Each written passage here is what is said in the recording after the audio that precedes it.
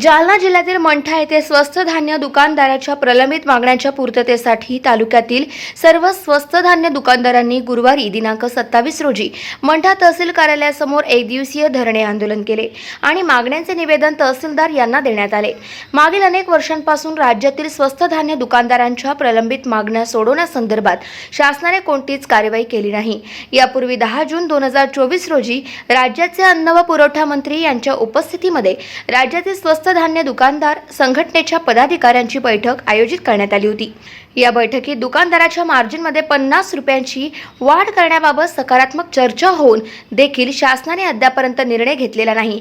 त्यामुळे राज्य विधिमंडळाच्या पावसाळी अधिवेशनामध्ये शासनाचे लक्ष वेधण्यासाठी राज्यातील सर्व तहसील कार्यालयासमोर एकदिवसीय धरणे आंदोलन करण्यात आले।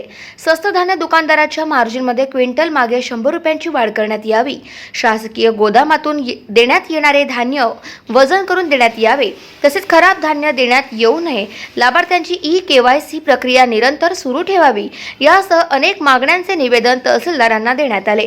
या निवेदनावर मंठा तालुका स्वस्त धान्य दुकानदार संघटनेचे अध्यक्ष विठ्ठलराव काळे, उपाध्यक्ष शिवाजीराव बोराडे, कोषाध्यक्ष दादाराव हिवाळे, सचिव विठोबा कांगणे, अंसाबाई राठोड, मुरलीधर खंदारे, विष्णू उबाळे यांच्यासह सर्व स्वस्त धान्य दुकानदारांच्या सह्या आहे।